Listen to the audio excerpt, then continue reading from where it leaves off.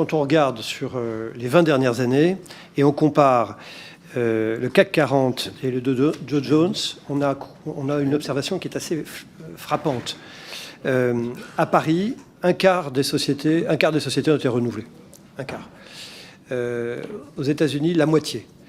Est-ce que vous avez une analyse, une explication, un commentaire sur le fait qu'il y a un faible taux de renouvellement des entreprises les plus importantes en France?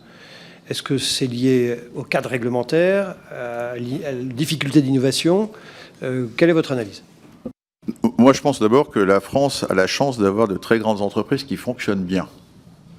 Et il se trouve qu'elles sont pérennes, ce qui est plutôt pas mal, dans plusieurs secteurs.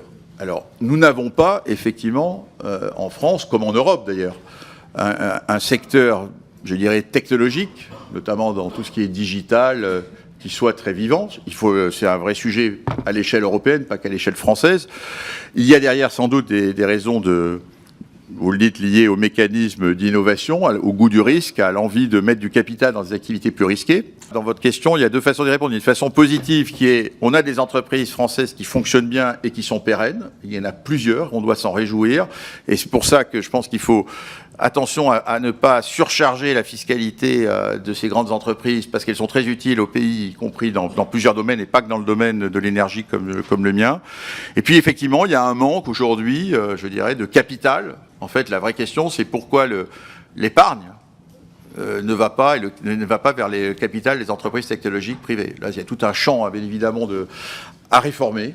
Je me suis déjà prononcé. Je pense que c'est lié aussi au fait que l'épargne est très attirée par le financement de la dette publique française, par les États qui absorbent. Il y a aussi moins de goût du risque et ça renvoie plutôt, alors je ne suis pas un expert pour le coup, à d'autres réglementations. Vous parlerez pour interroger nos collègues banquiers et assureurs, dit BAL 3 et autres affaires, qui aujourd'hui, après la crise de 2008, il y a eu en fait une divergence entre les deux côtés de l'Atlantique.